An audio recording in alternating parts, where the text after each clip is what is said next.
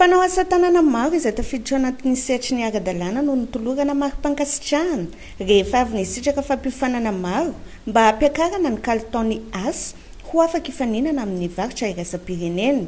Saika vehivavy avokoa ireto mpanao asa tanana ireto ary avy amin'ny fikambanana maro samihafa ka mivondrona ao anatin'ny tetikasa maro loko izay vatsian'ny Union Européenne vola. Volana Janoary 2024 nanomboka tetikasa ity izay novatsian'ny Union Européenne.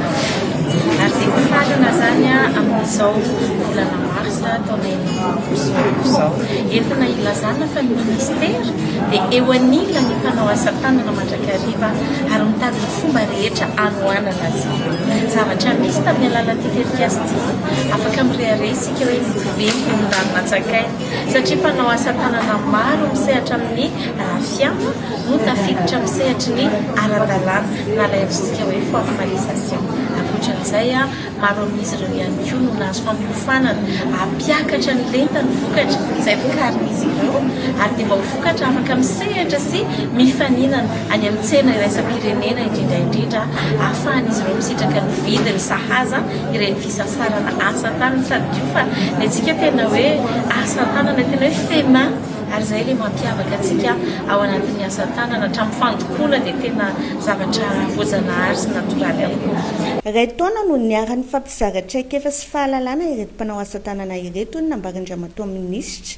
Maro ny tombontsoa azon'izy ireo izay afaka hoentina miditra tanteraka ao anatin'ny sehatr'asa mahavelona. Manomboka eto dia andeha ilomano sy sehatra ny amin'ny tontolony amin'izay ireto mpanao asa tanantsika ireto ary dia mirary fambiazana be dia be mba tena ho bagage ampy hoentina miatrika ny fifaninanana sy indrindra iroso anampy azy ireo iroso amin'ny fahaleovantena ara-bola indrindra ity tetikasa izay nataontsika ity. Isaorana koa ny Union Européenne satria nono fa tsy ho tapitreto ny fiarah-miasa fa mbola betsaka ny tohana hangatahana sy ilaina amin'izy ireo ho an'ny mpanao asa tanana maro be tsy eto boeny ihany fa manerana ny Madagasikara. Izay tiako tsindriana kely ety ampamarana dia manakaiky ny valo marsa isika izao.